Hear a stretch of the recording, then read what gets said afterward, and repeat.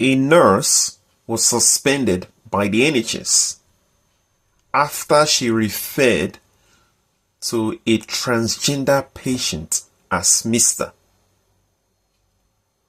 The NHS took decision against or acted against this woman after the incident happened. It was very clear she called the patient a Mr. because of religious reasons. In most religion, or majority of religious practices, there are two sex, male or female, to my understanding.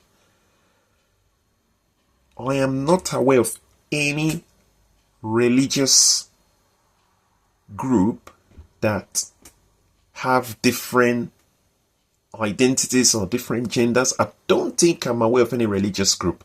But if anybody know of any group out there that have different hundreds of identities or genders, then let us know. When the NHS suspended this woman, she went straight to the media. She tendered her case to the media, irrespective of data protection or confidentiality. She just said, no, I'm not having it. She went to the media and reported the incident. And I think out of nowhere, the NHS was suddenly under pressure to address the issue. But eventually, they reinstated the nurse after their investigation.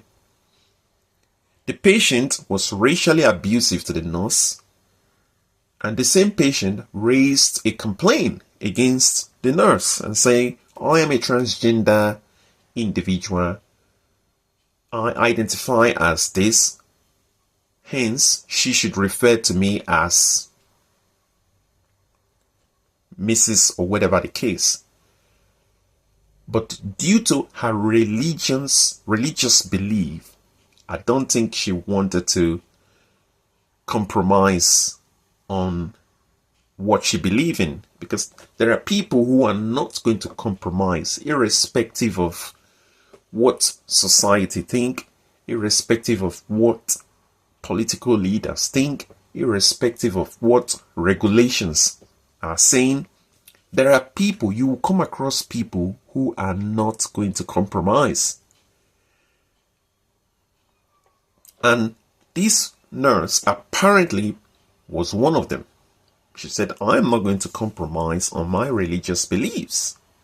And you want me to refer to you as Mrs.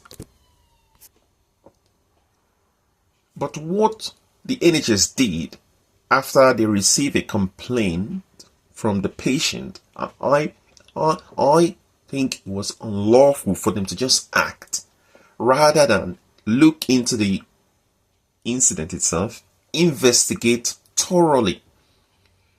Because according to the story on the Croydon newspapers, it was allegedly saying that the NHS was harassing the woman after the patient reported the incident. So the NHS harassed the lady, and now she has taken legal action against the hospital. She has sued them for harassment, direct discrimination, indirect discrimination. This is why sometimes employers should take into consideration the feelings of their employees and the beliefs of their employees before taking any disciplinary action. Understand where your employees are coming from. And the employees also need to understand the employers that they are working for. Both parties have a role to play. In a case whereby the employer is not interested in the employee's beliefs and wants them to comply to certain rules, practices, culture, then there will be bumping heads. There will be tension in the workplace.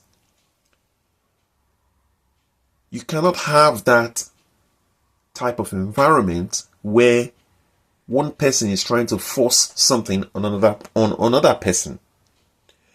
One party is trying to force something on another party.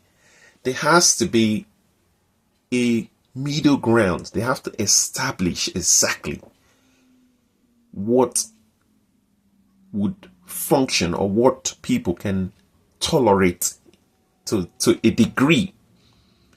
Because what the employer could have done, or what the NHS could have done, if they knew beforehand that this nurse cannot tolerate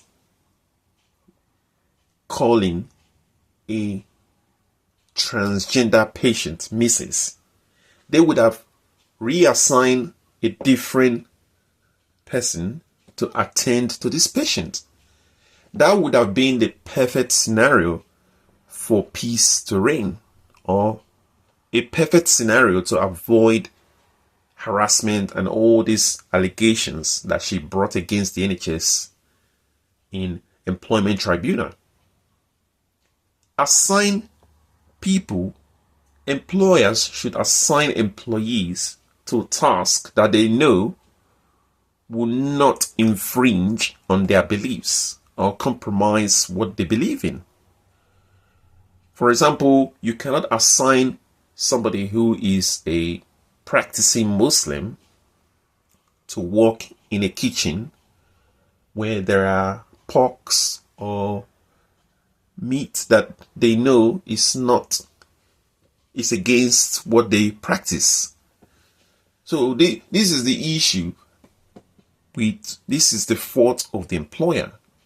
Assign people to jobs, tasks that will not affect their cultural, religious, or traditional beliefs.